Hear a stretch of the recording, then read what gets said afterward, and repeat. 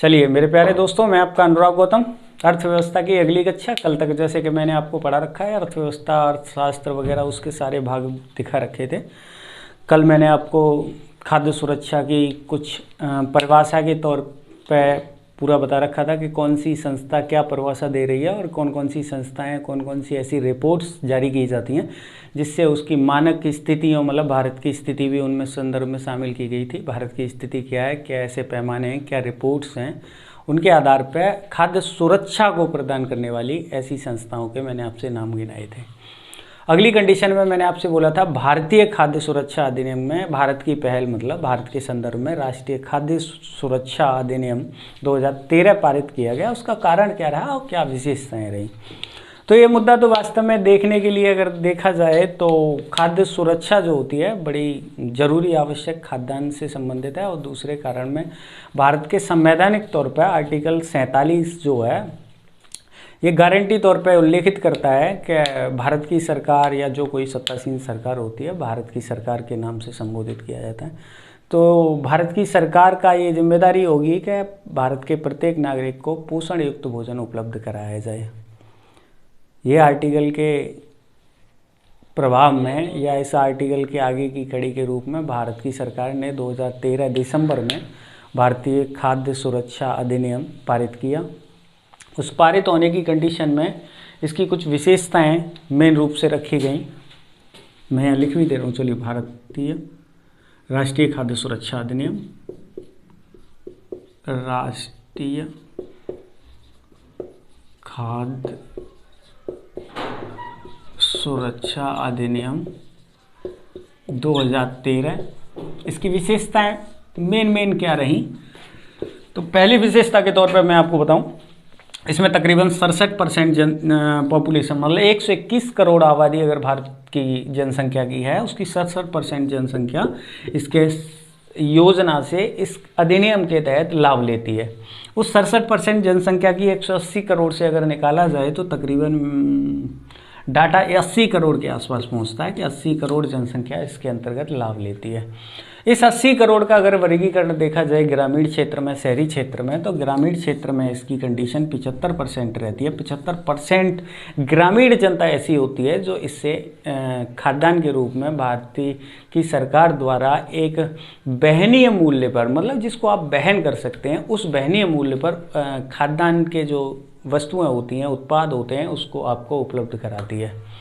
दूसरी कंडीशन है 75% अगर ग्रामीण जनसंख्या इसकी लाभ लेती है तो फिर शहरी क्षेत्र का भी एक कोई परसेंटेज होगा, तो उसका परसेंटेज देखा गया तो तकरीबन 50% जनसंख्या पॉपुलेशन ऐसी रही जो ग्रामीण क्षेत्र में, वो शहरी क्षेत्र में 80 करोड़ के अंतर्गत शामिल की जाती है। चलिए, अगर ये 67% जनसंख्या के तहत 80 करोड़ की जो पॉपुलेशन है वो भारत की नहीं, विश्व की सबसे बड़ी एक योजना मानी जाती है जिसमें इतनी 80 करोड़ जैसी एक बड़ी पॉपुलेशन को शामिल किया जाता है। दूसरी विशेषता क्या होती है, दूसरी विशेषता इसमें होती क्या, मतलब दूसरी विशेषता इस अधिनियम की है, वो विशेषता है कि चिन्हीकरण करना। तो किस चीज़ का चिन्हीकरण किया गया, तो उस चिन्हीकरण के पीछे भारत सरकार का ऐसा मानना है कि हम एक ये प्राप्त करें पहले आंकड़ों के हिसाब से कि कौन इंसान गरीब है और कौन इंसान नहीं है, मतलब कौन इंसान वहनीय मूल्य पर खरीद सकता है, कौन इंसान बाजार मूल्य पर खरीद सकता है। तो उस हिसाब से हम पहले इसका चिन्हीकरण करते हैं।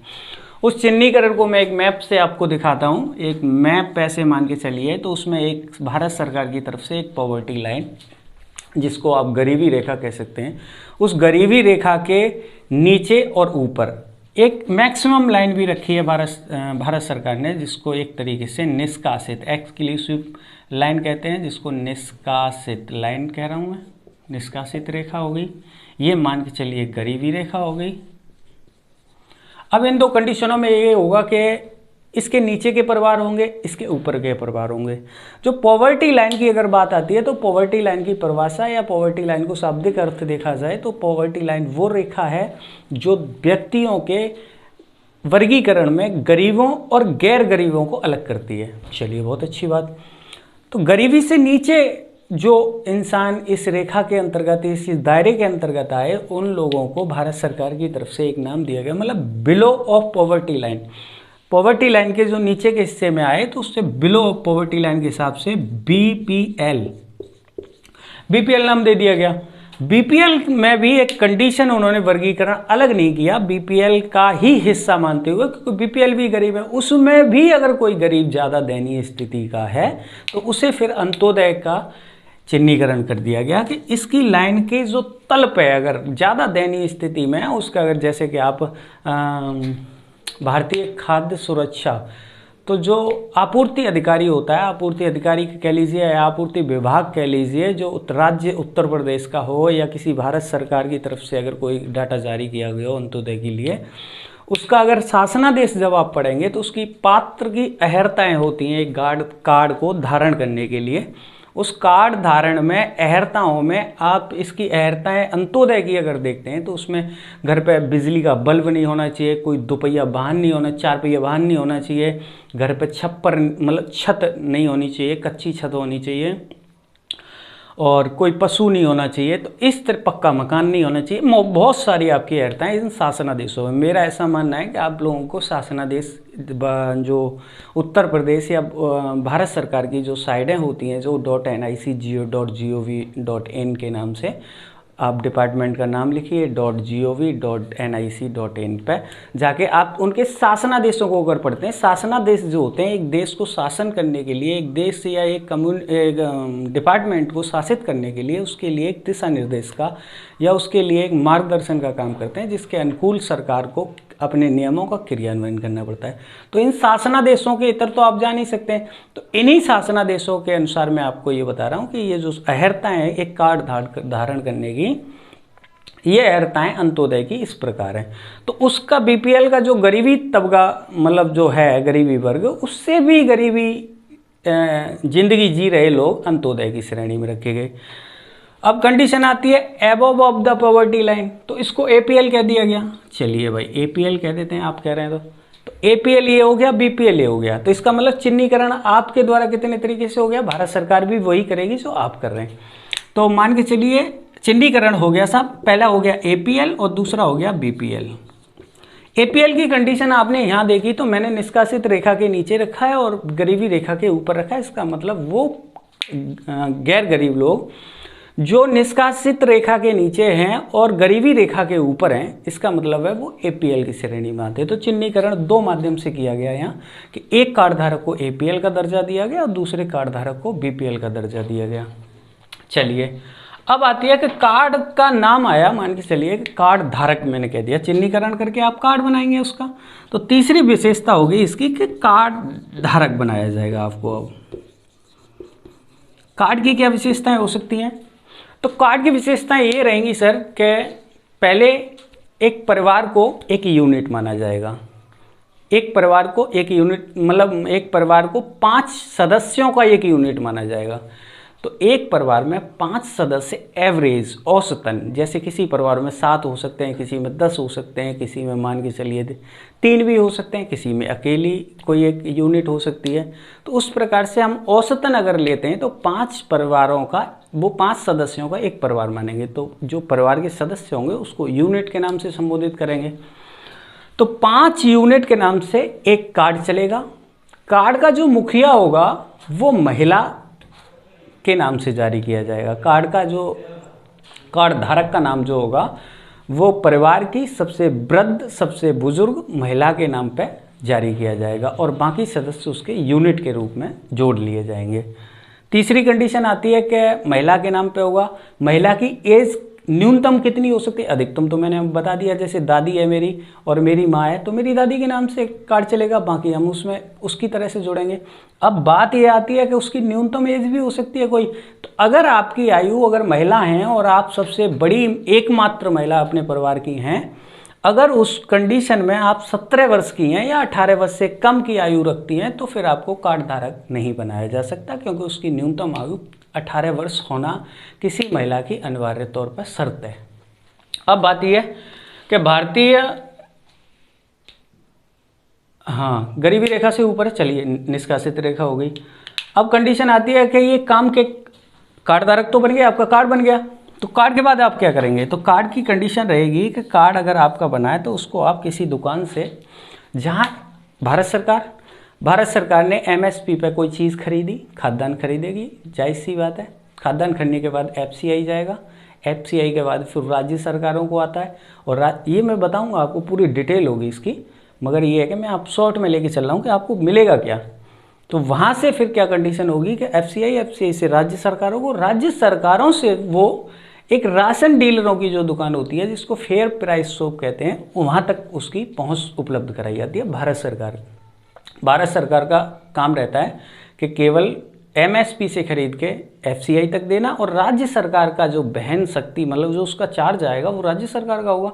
तो राज्य सरकार का जो चार्ज होता है वो होता है कि राज्य सरकार से लेके और किसी दुकान तक पहुंचाने का जो खर्चा होगा वो राज्य सरकार वहन करती है।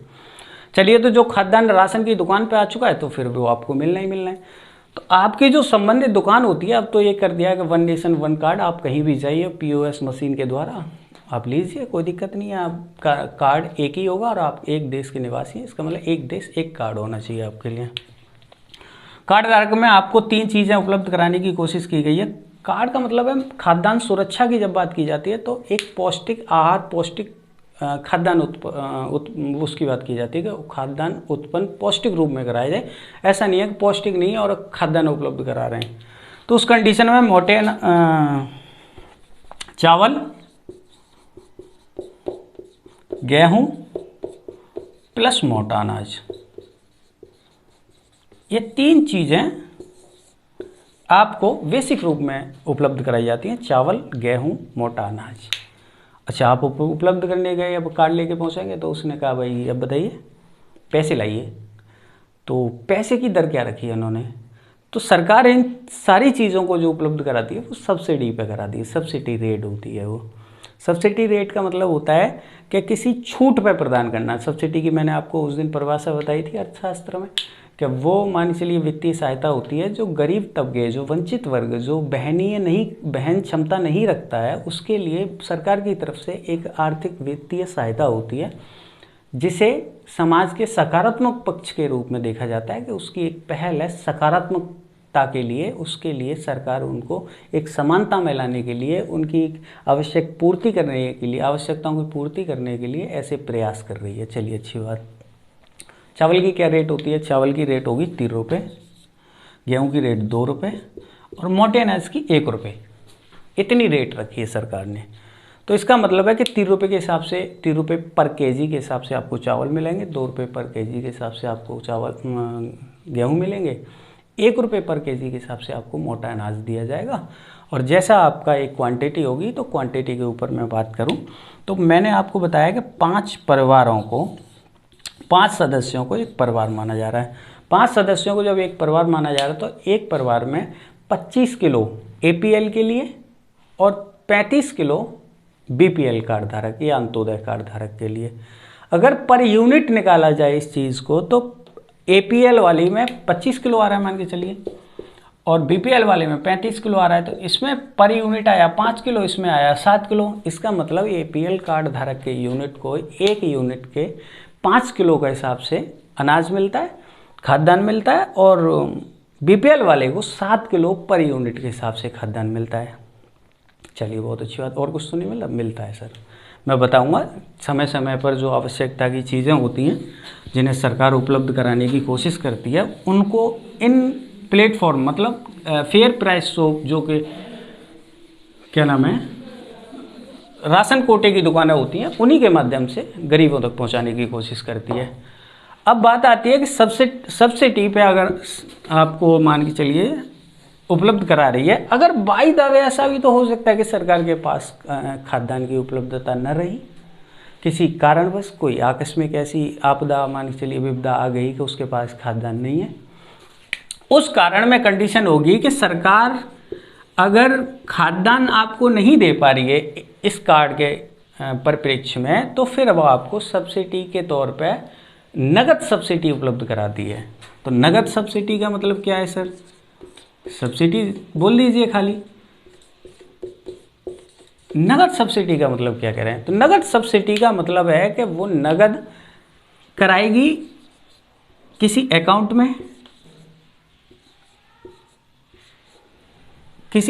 में, या आपको पैसा जो भेजेगी या देगी उसका जो गणना की जाती है वो सब्सिडी मूल्य पे की जाती है। सब्सिडी मूल्य का मतलब क्या हुआ, जैसे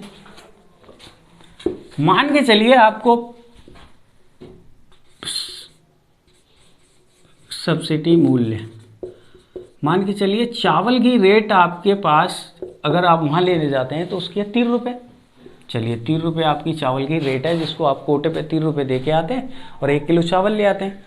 अगर मान के चलिए बाजारी कीमत उसकी देखी जाए तो बाजारी कीमत उसकी 25 रुपये है, अमूमन मान के चल रहा हूँ, औसत मतलब तकरीबन अंदाजे में बाजार में 25 रुपये किलो चावल बेच रहा है और सरकार आपको उपलब्ध कराएगी 3 रुपये पे। अगर सरकार आपको नगद सब्सिडी देना चाहती है तो फिर आपसे मतलब सरकार कितना पैसा देगी आपको, तो नगद सब्सिडी रेट पे अगर गणना करके देती है तो फिर उसका मतलब आया कि सरकार आपको 25 रुपये आपसे बोले कि चावल आप नगद बाजार में से ले लीजिएगा, तो ये नहीं कहेगी कि 25 रुपये की रेट आपको 25, जैसे 5 यूनिट हैं तो 5 यूनिट में मान के चलो आपको 3 किलो चावल मिला तो 75 रुपये आपको दे देगी, ऐसा नहीं करेगी। वो इस वाली जो रेट होगी जो चावल का सरकार को देते हैं, जो आप बहन करते हैं 3 रुपये, उसको काट के देगी, उसको सब्सिडी रेट पे गणना करने का मतलब होता है। तो 25 में से जब 3 घटाएंगे तो 22 रुपये, इसका मतलब है कि आपको 22 रुपये के रेट के हिसाब से 22 रुपये प्रति केजी के चावल के पैसे आपको आपके अकाउंट में देगी, उसको नगद सब्सिडी कह रहा हूँ मैं एक तरीके से। दूसरी कंडीशन आती है कि नगद क्षतिपूर्ति तो दे दी उसने, अब खाद्य सुरक्षा की बात चल रही थी, तो खाद्य असुरक्षा किसे कहते हैं भाई, तो खाद्य असुरक्षा भी हो सकती है कोई। तो खाद्य असुरक्षा का मतलब है कि इन सारे सुविधाओं के बावजूद भी ऐसे कुछ प्रांत हैं जहां खाद्यान्न उपलब्ध नहीं हो पाता है, और खाद्यान्न उपलब्ध भी हो रहा है तो उसकी मान के चलिए पोषण युक्तता कम है, और पोषण युक्तता भी अगर ठीक ठाक है तो उसकी व्यवस्था उस ढाल में नहीं बना पाने। उसमें मान के चलिए कुछ देश ऐसे हैं, वो कुछ राज्य ऐसे हैं जैसे एमपी है, बिहार है, पश्चिमी तो नहीं कहेंगे पर हाँ ये मान लीजिए थोड़ा सा पूर्वी उत्तर प्रदेश का हिस्सा है हमारा, और छत्तीसगढ़, एमपी, झारखंड, ये ऐसे देश हैं जहाँ पर खाद्य सुरक्षा जैसी स्थितियों को चिन्हीकृत किया गया है। एक और कंडीशन की बात आती है, खाद्य सुरक्षा में अगर ये देश पीछे हैं तो खाद्य सुरक्षा के लिए क्या प्रयास करती है फिर सरकार। खाद्य सुरक्षा के लिए सरकार के प्रयास अभी तक तो ये हैं कि 8 राज्य भारत में ऐसे हैं जिन्होंने खाद्य सुरक्षा आयोग बना रखे हैं। खाद्य सुरक्षा आयोग का मतलब है कि उन्होंने खाद्य की सुरक्षा देने के लिए अपने राज्य स्तर पर एक कमीशन बना रखा है। ऐसे 8 राज्य हैं। 8 राज्य की कंडीशन में मैं आपको बताऊं आगे की कंडीशन में कि ये तो हो गई मान चलिए खाद्य सुरक्षा की अच्छाइयाँ। आपने बोली हो इतनी बड़ी पॉपुलेशन होती है, अच्छा सा, बहुत अच्छी बात, इतनी बड़ी तो किसी की नहीं है। दूसरी बात, अरे फ्री सही है, मतलब 3 रुपये, 2 रुपये, 1 रुपये किलो मोटे अनाज, चावल, गेहूँ और मोटा अनाज आपको उपलब्ध कराया जा रहा है। बाकी औपचारिक वस्तुएं जैसे आपने देखा कोरोना काल में प्रधानमंत्री गरीब कल्याण योजना के तहत इसमें मान के चलिए आपको डालडा या रिफाइंड तेल को यूज़ दिया गया जोड़ के, या कोई पहले केरोसिन का तेल मिलता था कार्ड पर। तो ऐसी कंडीशन वो पीडीएस में मैं आपको पढ़ाऊंगा कि कब से चालू हुई फेयर प्राइस सोप और आज तक के रिकॉर्ड में क्या उपलब्ध करा रही है और पहले क्या कराने के इनके दायित्व थे, सरकार की उसमें क्या मतलब सहभागिता रहती थी, सरकार का क्या सहयोग रहता था। तो आगे की कड़ी में देखा जाए तो इसकी आलोचना अगर देख सकते हैं तो खाद्य सुरक्षा की सबसे पहली आलोचना सर इसी चीज़ पर होती है।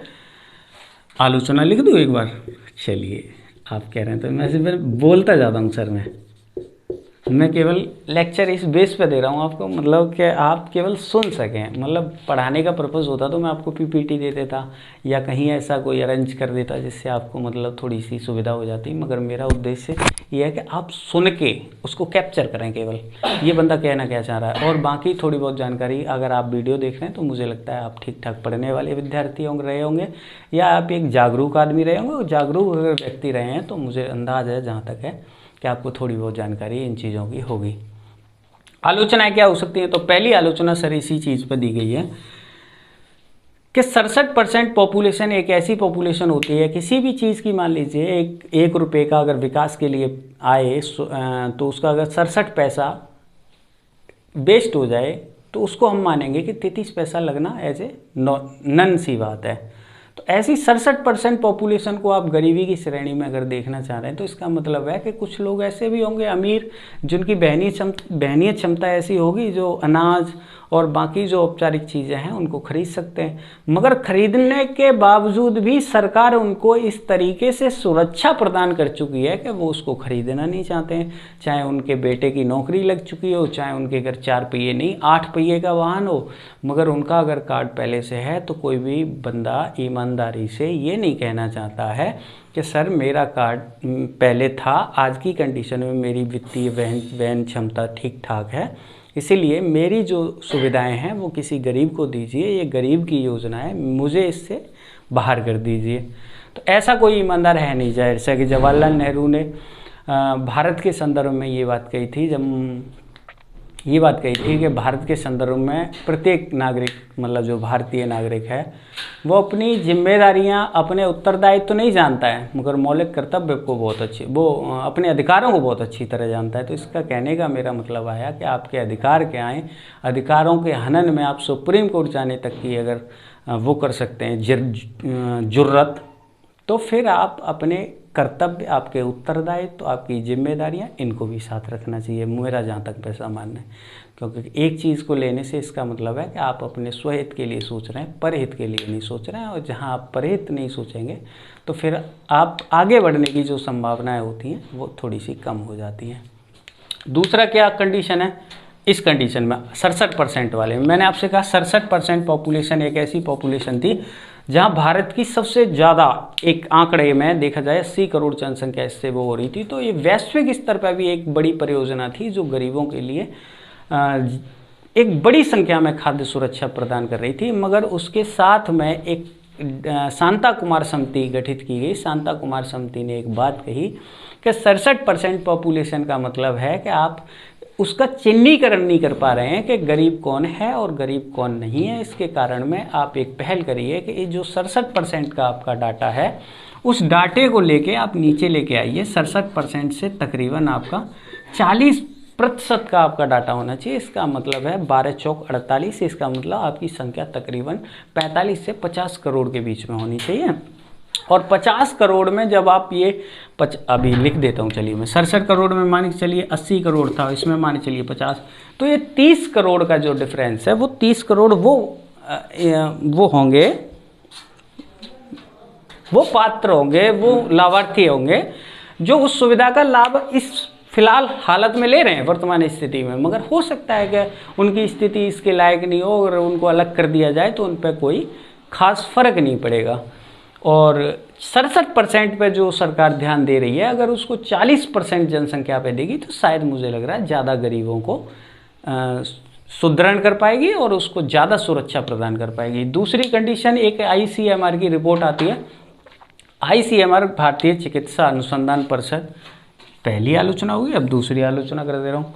तो ICMR, इसका मतलब था, इसका कहना ये था भारतीय चिकित्सा अनुसंधान परिषद ICMR का, कि प्रत्येक व्यक्ति को एक महीने में तकरीबन 11 से लेके 14, लिख दूँ एक बार, 11 से लेके 14 kg खाद्यान्न की मतलब उसको ज़रूरत पड़ती है। और 11 से लेके 14 अगर पड़ती है kg की, तो भारत सरकार उसको कितना उपलब्ध कराती है या कोई राज्य सरकार कितना करा रही है? तो राज्य सरकार या भारत सरकार की बात की जाए तो सरकार उसको 5 किलो और BPL को 7 किलो, अंत्योदय भी उसी में शामिल है। मैंने आपसे बोला चिन्हीकरण जब किया तो 2 कार्ड 3 कार्ड नहीं है कि APL अलग है, BPL अलग है, अंत्योदय अलग है।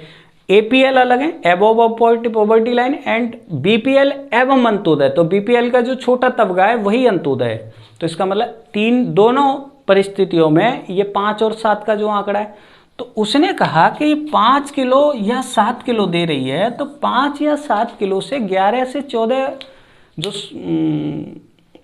11 से लेके 14 जो kg पर महीने की जो उसको ज़रूरत है वो पूरी कहाँ हो रही है?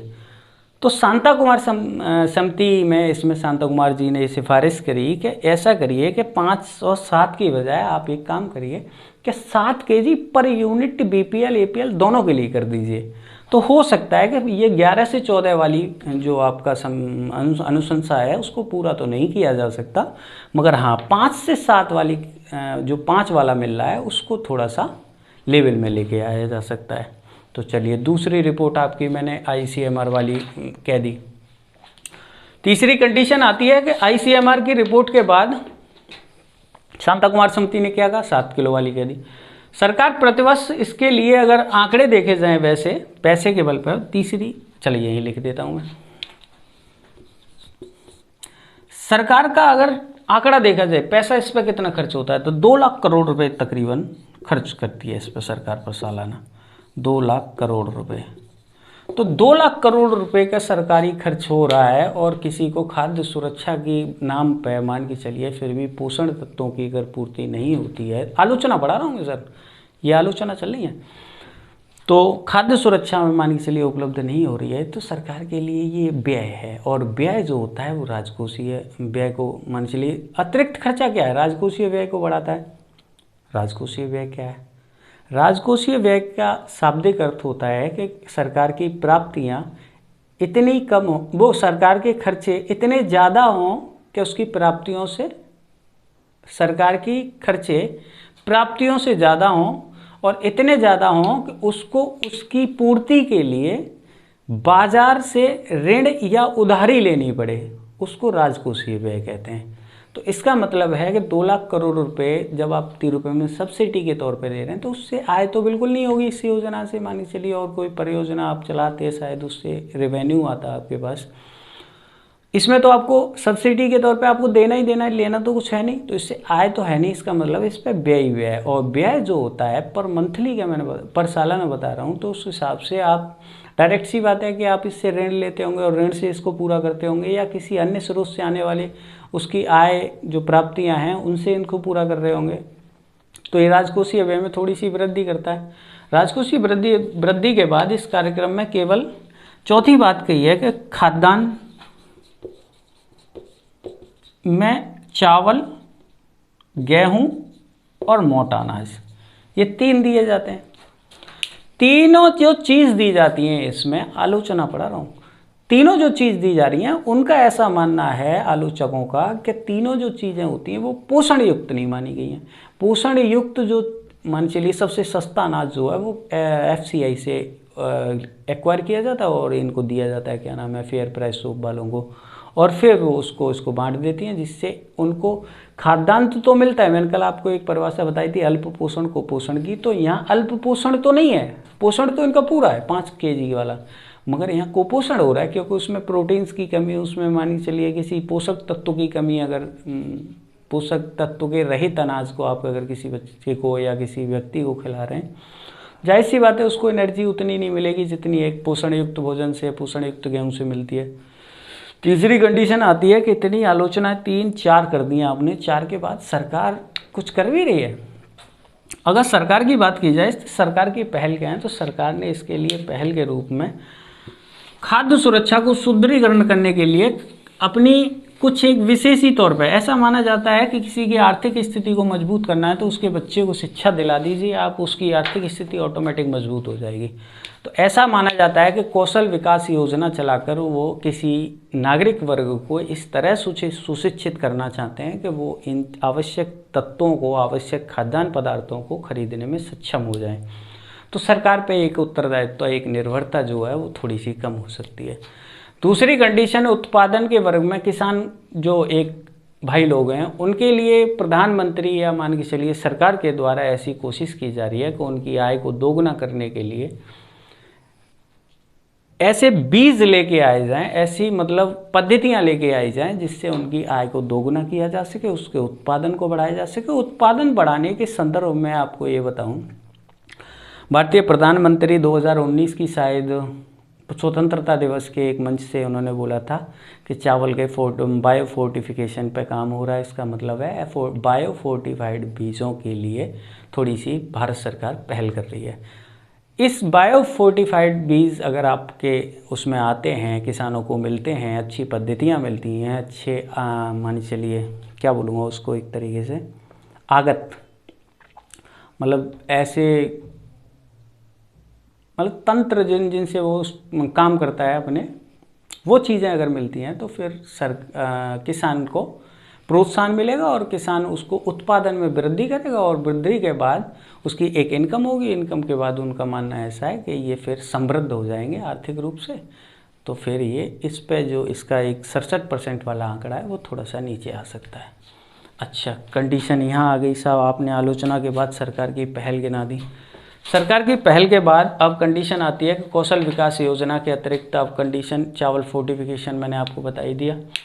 खाद्य सुरक्षा और WTO को लेके NFS का जो एक विवाद है वो क्या है,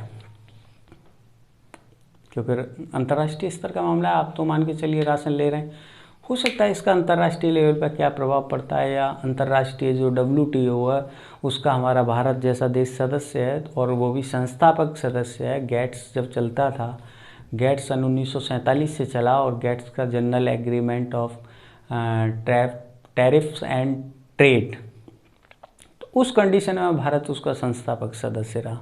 संस्थापक सदस्य होने के नाते भारत ने गेट्स के साथ व्यापार किया और व्यापार के बाद 1 जनवरी 1995 को WTO की स्थापना की गई, जिसका मुख्यालय जिनेवा में है। अब बात आती है कि जिनेवा में इसका मुख्यालय है, हाँ जिनेवा मुख्यालय। तो अब बात आती है कि गेट्स सन 1947 में भारत जैसा सदस्य था, तो गेट्स था क्या भाई? WTO बाद में आते हैं, 1 जनवरी 1995 पे आ जाएंगे, फिर पहले गेट्स देख लेते हैं। तो गेट्स क्या था? गेट्स का मतलब था general agreement on trade, tariffs on trade. इस अगर प्रकृति को देखा जाए, इसके मतलब एक एग्रीमेंट का मतलब होता है करार करना, और करार का मतलब होता है एक तरीके से किसी के साथ एक समझौता करना। तो ये एक प्रकार का देखा जाए तो एक समझौता माना जा सकता है। ये समझौता जो था वो व्यापार वर्ग के लिए, वैश्विक व्यापार के लिए केवल एक वस्तु, सेवा नहीं बोल रहा हूँ, वस्तु का केवल एक व्यापार करता था, न कि सेवा का। अच्छा, कंडीशन एक और थी, सन 1947 के बाद जितने भी देश इसके सदस्य रहे, भारत भी उनका मैं बता चुका हूँ एक संस्थापक सदस्य रहा। तो इस संस्थापक सदस्य में भारत की अवस्थिति के साथ इनके जो सदस्य होते थे, अगर उनका कोई निर्णय होता था वो बाध्यकारी प्रवृत्ति का नहीं होता था कि कोई सदस्य देश उसको मानना ही मानना है, ये ऐसे कोई प्रतिबद्धता नहीं थी। अगर हो सके तो मानिए, नहीं तो आपका फ़ायदे का है, देख लीजिए आप। अगर आपको फ़ायदा नहीं है तो आप हट जाइए। जब 1 जनवरी 1995 को WTO का अस्तित्व आता है, गेट को समाप्त किया जाता है, गेट को रिप्लेस किया जाता है यहाँ। और WTO जब इस अस्तित्व में आया तो उसके फिर मैं बता चुका हूँ हेडक्वार्टर रोम में। इसकी वर्तमान स्थिति के रूप में ये जो बनाया गया, तो मैंने आपसे 2 चीज़ें बताई यहाँ। एक समझौता था, तो वो समझौता यहाँ है, मगर एक वस्तु के लिए था केवल गेट्स, ये वस्तु एवं सेवा दोनों के व्यापार के लिए। दूसरी कंडीशन मैंने यहाँ बोला आपसे कि जितने भी सदस्य देश थे वो जो निर्णय लेते थे वो बाध्यकारी प्रवृत्ति का नहीं होता था। मैंने यहाँ आपको बता रहा हूँ कि बाध्यकारी प्रवृत्ति का होगा। जो निर्णय लिए जाएंगे सदस्य देशों के द्वारा वो सर्वसम्मति से लिए जाएंगे, और सर्वसम्मति के अलावा उसमें एक प्रकृति काम करेगी, वो बाध्यकारी की होगी कि आपको मानना ही मानना पड़ेगा। ऐसा नहीं है कि आप फिर WTO से आपको बाहर निष्कासित कर दिया जाएगा। ऐसा करने की कोशिश भी हुई है कई बार। आगे की इससे शायद अगली कक्षा में मैं उसकी चर्चा करूंगा कि WTO को लेके भारत पे क्या क्या दबाव आए, और उसका आधार NFS ही रहा, और किस उसमें रहा, कहाँ का वो सम्मेलन था और कैसा था, और बनाने वाला कौन था, मतलब दबाव बनाया किसने। क्योंकि 2 लॉबी काम करती हैं, एक विकसित देश वाली करती है, एक अल्प विकसित और विकासशील वाली करती है। तो अल्प जो विकसित देश हैं उसमें तो अमेरिका WTO पे अधिकार जमाए हुए है, तो वो कहता है मेरा एकाधिकार रहना चाहिए। इधर देखा जाए तो विकासशील और अल्प विकसित जो दोनों देश हैं उसमें भारत अपनी भूमिका ठीक ठाक बनाए हुए है, तो वो कहता है कि मेरा भी अस्तित्व होना चाहिए। तो इन दोनों के बीच में एक में वैचारिक मत है कि या तो ये अलग हो जाए तो मेरा एकाधिकार हो जाएगा, और भारत ऐसे अलग न होने वाला, मतलब भारत ऐसे अलग होने वाला, या किसी के द्वारा निष्कासित इस आधार पर नहीं किया जा सकता कि वो उसका संस्थापक सदस्य रहा है। तो इसके कारण की चर्चा मैं आपसे बहुत प्यारे तरीके से कल करूँगा। आज मैं आपको क्या बता रहा हूँ, WTO। बाध्यकारी प्रवृत्ति की होंगी, सर्वसम्मति से निर्णय लिए जाएंगे। आज की वर्तमान स्थिति में अगर WTO को देखा जाए तो कितने सदस्य हैं,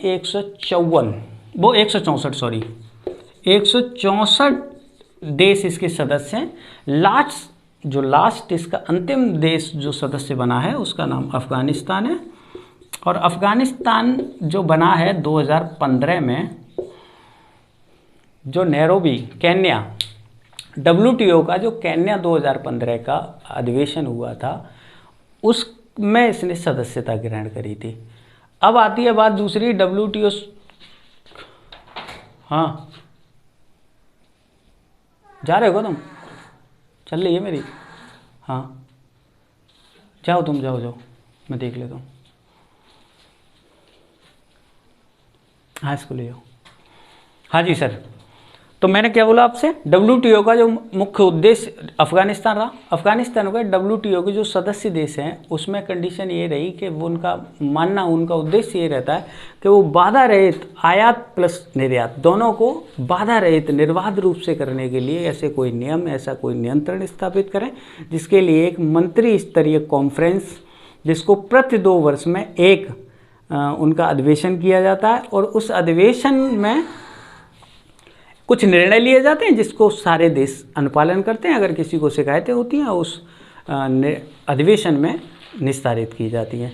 उस संस्था का नाम क्या है जो अधिवेशन करती है, तो उस संस्था का सरनाम है मंत्री स्तरीय कॉन्फ्रेंस, जिसको मिनिस्ट्रियल कॉन्फ्रेंस कहते हैं। और मिनिस्ट्रियल कॉन्फ्रेंस की अगर बात की जाए तो ये प्रति 2 वर्ष में एक वो करेगी।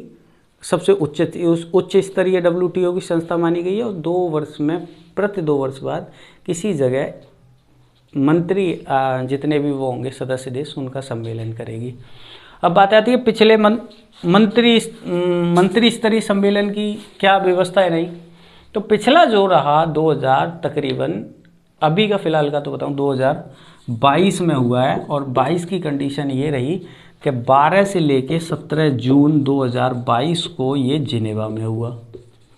WTO को बता रहा हूँ, 2022 से 12 से 17 जून की बात करी है मैंने। इससे पहले इसका मतलब 2 वर्ष, मैंने अभी आपको बताया मंत्री स्तरीय जो कॉन्फ्रेंस है वो प्रति 2 वर्ष बाद करती है। तो 2 वर्ष बाद करती है तो इसका मतलब 2020 में होना चाहिए था, 2020 से पहले 2018 में होना चाहिए था, मगर ऐसा नहीं है। इससे जो आज से 5 साल पहले जो हुआ था 2017 का जो WTO का कॉन्फ्रेंस हुई उसका अर्जेंटीना के ब्यूनस आयर्स में इसको संबोधित किया गया। जो आगामी वर्ष रखा गया 2019 की रखी गई कजाकिस्तान में नूर सुल्तान जी और प्लस कोरोना के चलते इसका सम्मेलन नहीं हो पाया। इस कारण से ये जो 2019 वाला सम्मेलन, ये वाला अगर नंबरिंग के तौर पे देखा जाए तो 11वां था 2017 का अर्जेंटीना ब्यूनस आयर्स वाला, और 2019 वाला जो था जो 12वां सम्मेलन था वो 12वां सम्मेलन 12 से लेकर 17 जून तक 2022 में संपन्न हुआ। चलिए, बहुत अच्छी बात है, आपका संपन्न हो गया साहब मंत्री स्तरीय सम्मेलन WTO वाला। अब WTO की कंडीशन इसमें देखी जाए तो एक बात आती है कि व्यापार,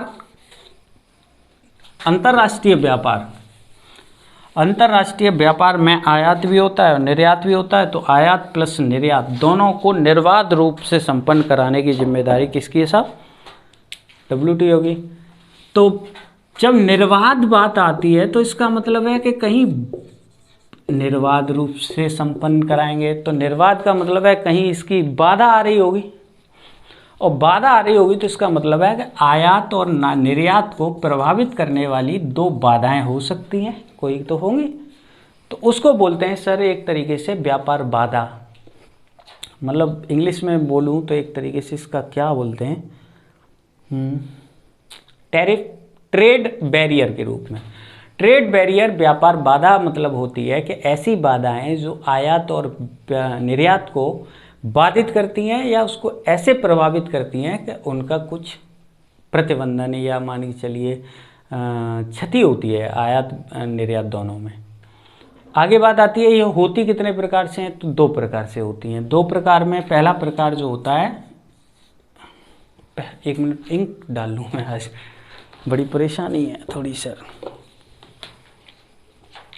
तो कितने प्रकार से बताया मैंने, 2 प्रकार से। 2 प्रकार में कौन सा है, एक प्रशुल्क बाधा है, एक गैर प्रशुल्क बाधा है। एक प्रशुल्क बाधा, एक गैर प्रशुल्क बाधा। तो जो प्रशुल्क बाधा है, प्रशुल्क बाधा का मतलब है कि आयात और निर्यात को, अंतर्राष्ट्रीय व्यापार क्षेत्र में बता रहा हूँ, आयात और निर्यात को इस तरीके से मतलब प्रतिबंधित करना जिसमें जो कस्टम ड्यूटी या आयात शुल्क होते हैं उनको इस तरीके से बढ़ा के और आयात और निर्यात दोनों को प्रतिबंधित कर दिया जाता है। मतलब उसके 2 उद्देश्य होते हैं कि जो विकासशील और अल्प विकसित, ये दोनों देश अपनी निजी, अपने क्षेत्रीय वस्तुओं या अपनी देश की वस्तुओं को संरक्षण देना चाहते हैं। अच्छा, बाहर से बनी हुई वस्तुएं जो होती हैं, मान के चलिए तो बाहर से अगर कोई वस्तु आ रही है और आप अपने वस्तु को नहीं बेच पा रहे हैं उसकी प्रतिस्पर्धा में, तो आपकी जायज़ सी बात है आप अपनी वस्तु के संरक्षण के लिए उसकी वस्तु को ज़्यादा टैक्स से कर देंगे। और ज़्यादा टैक्स जब 100 की बजाय 200% जब टैक्स लगेगा उसके पे, तो वो महंगी होगी, और महंगी होगी तो उसके बराबरी लाने के लिए उसके मतलब उसकी वस्तु मान चलिए 9 रुपये की है, हमारी वस्तु ये मार्कर 11 रुपये का है। अब उसका 9 रुपये का है तो दुनिया वाले वही एक ही चीज़ है कि भाई सस्ता माल चाहिए, तो सस्ता चाहिए तो भैया 9 रुपये का खरीदेगा, तो इंडिया वाला तो बस मार्कर लेके बैठा ही रहेगा, उसका तो बेचना ही नहीं है। तो इस कंडीशन में उस पर अगर 200% 100% टैक्स लग रहा है, उसको अगर 200 कर दिया जाता है तो उसकी भी कीमत तकरीबन 11 सवा 11 के आसपास होगी। तो 11.25 या 11 लाने के लिए मतलब अपनी वस्तुओं को एक संरक्षण, एक स्थान देने के लिए इस ऐसे टैक्स का इस्तेमाल करते हैं जिसको प्रशुल्क बाधा कहते हैं। दूसरी होती है गैर प्रशुल्क बाधा। गैर प्रशुल्क बाधा में किसी टैक्स का वो नहीं किया जाता है कि टैक्स को बढ़ा दिया जाए या कोई ऐसा मतलब अन्य कर अधिरोपित कर दिया जाए। उसका मानना ऐसा है कि इसके लिए कोई मानक, कोई कोटा या कोई ऐसा मतलब एक तरीके से प्रमाण पत्र जारी किया जाता है जिससे हम ये मानते हैं कि हमारे देश में साहब इतनी खपत है, हम इससे ज़्यादा आपका अनाज नहीं ले पाएंगे या हम इससे ज़्यादा ये वस्तुएं आपकी नहीं ले पाएंगे। इसका मतलब हमारा प्रमाण पत्र काम कर रहा है, हमारा कोटा है, हम 30% से ज़्यादा आयात नहीं करते, हम 30% से ज़्यादा निर्यात नहीं करते। और दूसरी कंडीशन मैंने आपको ये 3 आधारों पर, एक कोटा हो सकता है, एक प्रमाण पत्र हो सकता है, एक मानक आधार हो सकता है कि मानक है साहब हम इस क्वालिटी का लेंगे, हमने आपका नहीं ले सकते। तो ये तीनों कंडीशन के तौर पे आप प्रशुल्क बाधा के तो प्रशुल्क और गैर प्रशुल्क के तौर पे आयात और निर्यात को बाधित कर सकते हैं। वो वाली कंडीशन जो होती है प्रशुल्क वाली, वो तो कंडीशन होती है कि मान के चलिए विकासशील और विकसित करते हैं। ये वाला कौन करता है, कोटा मानक वाला, ये ज़्यादातर विकसित देश करते हैं। विकसित देशों का मानना ऐसा है कि हमें उतनी वस्तुएँ चाहिए जितनी हमारी ज़रूरत है। हम ऐसा नहीं है कि आप कोई वस्तु महंगी और उनसे वो लेना नहीं है कि आप कितनी है, बस हमारा कोटा काम कर रहा है कि हम 30% आपसे लेते हैं, 20% उनसे लेते हैं, हमारा काम पूरा। तो इस कंडीशन में ये दोनों व्यापार बाधा के रूप में काम करती हैं। WTO की देखा जाए लगातार ये प्रयास है कि किस प्रकार निर्बाध रूप से बस व्यापार को ठीक ठाक बनाया जाए। तो 2001 में एक सम्मेलन हुआ दोहा तो आप जानते ही होंगे, कतर में। तो दोहा कतर में एक सम्मेलन हुआ जिसमें ये माना गया कि एक एग्रीमेंट कृषि के क्षेत्र में लिया गया जिसको AOA मतलब एग्रीमेंट ऑन एग्रीकल्चर, जिसका फुल फॉर्म है। तो कृषि के क्षेत्र में कुछ ऐसी चीज़ें देखी गई जहां देखा जाता है कि मान के चलिए व्यापार समझौते को पारित किया गया। कृषि संबंधी समझौता जो था, कृषि पर समझौते के अंतर्गत विकासशील और विकसित देशों ने मिलकर यह तय किया कि कृषि में दी जा रही सब्सिडी को नियंत्रित करना जरूरी है। अगर इसको नियंत्रित नहीं किया तो फिर व्यवस्था खराब होगी WTO की, क्योंकि व्यापार में आयात और निर्यात की कुछ चीज़ें बनी हुई हैं। क्योंकि विकसित देशों के पास इतने खाद्यान्न नहीं है, मान के चलिए अमेरिका खेती नहीं करा पा रहा है, तो उसके लिए फिर ये WTO के साथ भाई सदस्य देश एक गुरु भाई की तरह रहते हैं। तो उसमें ये चीज़ें काम करती हैं कि मान के चलिए हम नहीं कर रहे हैं उस चीज़ को आप कर रहे हैं। मान के चलिए हमारे यहाँ तेल की पैदाइश नहीं है, आपके यहाँ है तो आप हमें तेल दीजिए, और हमारे यहाँ मान के चलिए इस चीज़ की पैदाइश है तो आप हमसे लीजिए। तो इसी तरीके से एक दूसरे के साथ ये व्यापार वैश्विक स्तर पर होता है। अगर वैश्विक स्तर पर इस तरह व्यापार होता है तो अगर एक कोई देश जो विकासशील या अल्प विकसित है और विकसित देश को वो देने की बजाय अपनी सब्सिडी पे ज़्यादा खर्च कर रहा है, तो इसके लिए कुछ मतलब नियंत्रणकारी कोई नीतियाँ लगाई जाए। तो नियंत्रणकारी नीतियों के लिए ही ये एग्रीमेंट AO एग्रीमेंट ऑफ मतलब एग्रीकल्चर लाया गया। 2001 की बात है, कतर में उसका सम्मेलन WTO का हुआ था, मंत्री स्तरीय कॉन्फ्रेंस थी। उसमें सभी देशों ने जब भाग लिया तो सभी देशों ने ये बात कही कि नियंत्रणकारी नीति के लिए आप किस तरीके से व्यवस्था करेंगे। तो उसका जो निस्तारण निकला, उनकी जो अनुशंसाएँ आई, तो उस अनुशंसा में 4 प्रकार से नियंत्रण व्यवस्था बनाई गई, जिसमें 4 उन्होंने बॉक्स सब्सिडी की एक वो दी गई।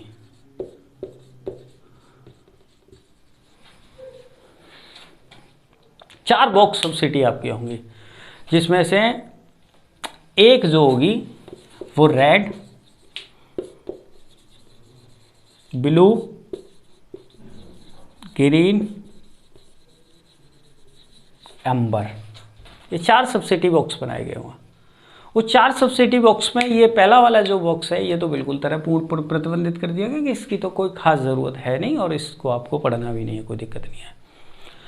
ब्लू की जब बात आती है तो ब्लू का मतलब था, ब्लू एक ऐसी सब्सिडी बॉक्स है जो कृषि के आगतों को सस्ता करता है। और आगतों का मतलब होता है, मैंने अभी वर्ड बोला था थोड़ी देर पहले कि आगतों मतलब होता है कि किसी चीज़ के ऐसे संसाधन जिसका उत्पादन करने में या कृषि क्षेत्र के उत्पादन में उनका प्रयोग किया जाता है और उत्पादन को सुलभ और सहज बनाया जाता है, तो उसको हम आगत कहते हैं। आगत मतलब यंत्र। और यंत्रों की जो एक सस्ते होंगे, मान के चलिए आप ब्लू सब्सिडी की बात कर रहा हूँ, तो ब्लू सब्सिडी जो बॉक्स है उसके अंतर्गत अगर आप आगतों को कम कर देंगे, तो आगतें जब कम होंगी तो एक वजन कम होगा किसान का, और किसान का जब वजन कम होगा तो जायज़ सी बात है कि उस पे एक आर्थिक समृद्धि बढ़ेगी, और आर्थिक समृद्धि बढ़ाने के तौर पे ये सब्सिडी देता है फिर। और सब्सिडी देने पर ये जितने भी यंत्र होते हैं उन पे उनको सस्ती रेटों पे उपलब्ध कराता है। जैसे स्प्रिंकल मशीन हो गई, मान के चलिए, या और कोई कल्टीवेटर दे रहा है, कोई ब्लॉक लेवल पे है, कोई हैरो दे रहा है। तो ये जो सरकार उपलब्ध कराती है सब्सिडी वाली, वो सब्सिडी जो होती हैं, जैसे रूटावेटर लेते हैं किसान लोग, ट्रैक्टर है आपके पास तो रूटावेटर ले आइए, आपके पास अगर ट्रैक्टर है तो मान चलिए हैरो ले आइए, कल्टीवेटर ले आइए। तो उसके लिए ये ऐसा माना जाता है कि सरकार ने इतनी सब्सिडी पे दिया है जिसमें आप इतने पैसा लीजिए और अपना यंत्र खरीद लीजिए, उसके बाद जो सब्सिडी का पैसा होगा वो आपके अकाउंट में ट्रांसफ़र कर लिया जाता है और सरकार के आंकड़े जो हैं वहाँ पहुँचा दिए जाते हैं। जिसको अगर सरकार दे रही है तो सरकार किस सब्सिडी के तहत दे रही है, ये शायद मुझे लग रहा है किसी भाई को नहीं पता है, क्योंकि मैं जिस गांव से ताल्लुक़ रखता हूँ उस गांव में भी 2-4 रूटावेटर ज़रूर लाते हैं, कल्टीवेटर ज़रूर लाते हैं, ट्रैक्टरों के यंत्र ज़रूर लाते हैं, मगर वो यंत्र केवल कागज़ों पे होते हैं और कागज़ों के बाद सब्सिडी को मतलब कुछ भी हो, सरकारी एक तंत्र बना हुआ है, उसके एक ये भी खासियत है कि ये आवश्यक तत्व मान लिया गया उसका। तो ऐसा माना जाता है आगतों से सिंचाई के साधन, कृषि और बीज, उर्वरक जैसी चीज़ें सस्ती होती हैं और ब्लू बॉक्स सब्सिडी व्यापार को बाधित न कर, इसलिए सबसे पहले उत्पादन की अधिक सीमा निश्चित कर दी जाती है कि अगर आपके आगत इतने सस्ते हो गए और उत्पादन अगर आपने ज़्यादा कर दिया तो फिर आप, ऐसा तो नहीं है कि ज़्यादा ही सब्सिडी दे दे के उत्पादन कराए जाएं और फिर आप ज़्यादा लाभ कमा जाएं। इसीलिए आप एक उत्पादन की अधिकतम सीमा यहाँ निश्चित कर दी जाती है और उसके जितने भी आगतों पर दिए जाने वाले सब्सिडियाँ हैं वो एक ब्लू सब्सिडी के नाम से जानी जाती है। दूसरी सब्सिडी तीसरी ग्रीन है। ग्रीन का मतलब है व्यापार में इसका कोई वादा नहीं है और ये कभी भी उत्पादन को नियंत्रित नहीं करती है। उत्पादन को, मैंने वहाँ क्या बोला, वहाँ उत्पादन नियंत्रित किया गया ब्लू में अभी मैंने आपको बोला व्यापार को, उत्पादन को नियंत्रित कर दिया, मतलब उत्पादन की एक अधिकतम सीमा निश्चित कर दी जाती है।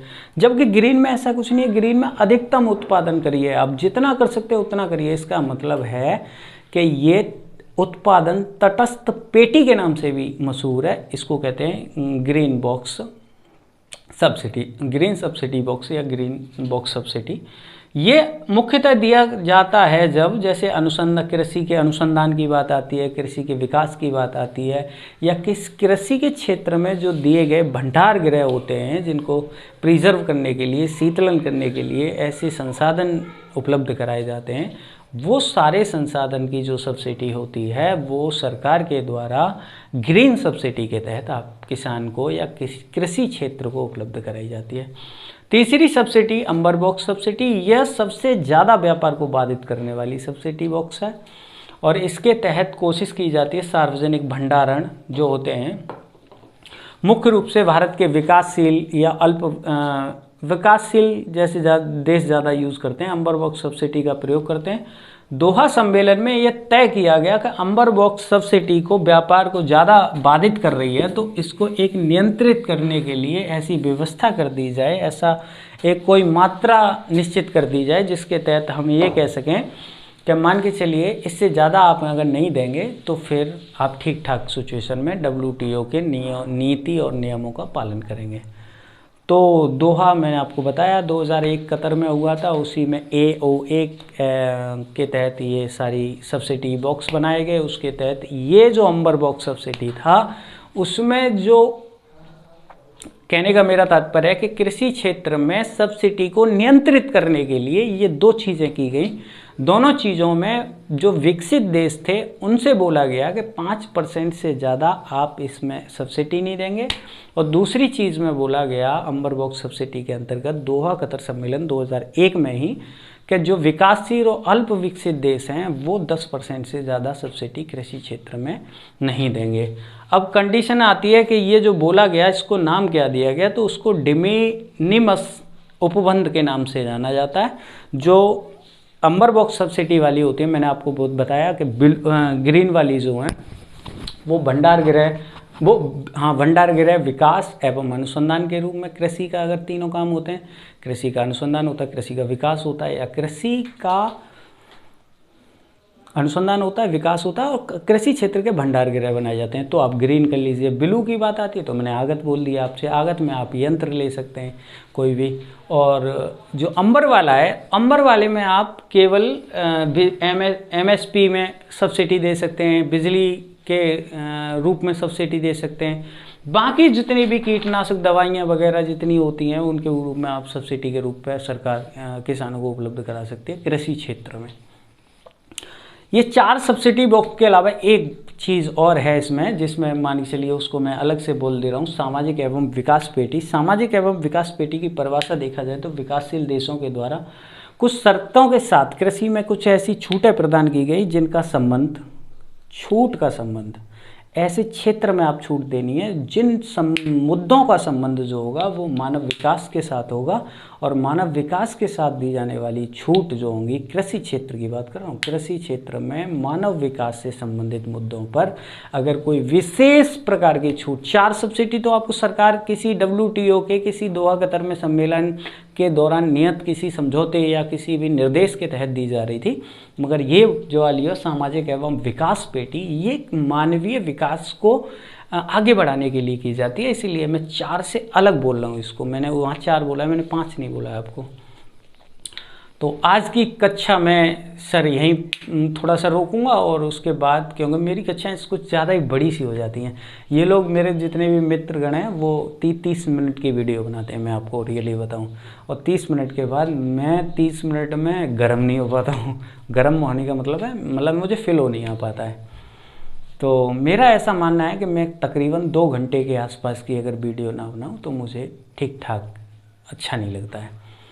आधी जानकारी दे दी आपको, आधी कल दूंगा, आधी, ये कौन सा तरीका है? मतलब एक चैप्टर है, चाहे उस पर 3 घंटे चलें चाहे 5 घंटे चलें, मतलब चाहे मुझे मेहनत करनी पड़े, मैं खुद अपना रिवीजन करूंगा, क्योंकि रिवीजन की बात मैं पहले ही बता चुका हूँ, मैंने आत्मसात वाला प्रोपेगेंडा है मेरा, मैंने आत्मसात किया हुआ है, ठीक ठाक पढ़ा है, तो उस हिसाब से मैं तो मान चलिए मेरी आधा घंटा की मेहनत 3 घंटे काम करेगी, कोई दिक्कत नहीं, पर 3 घंटे का वीडियो भी बड़ा होता है तो आप लोगों को भी थोड़ी सी दिक्कत हो सकती है, इसलिए मैं 3 घंटे नहीं, पर हाँ धीरे धीरे बढ़ा के मैं एक ऐसे मतलब स्थिति में आना चाह रहा हूँ जिसमें एक मुद्दे को एक ही बार में, एक ही समय में, एक ही क्लास में ख़त्म कर लिया जाए।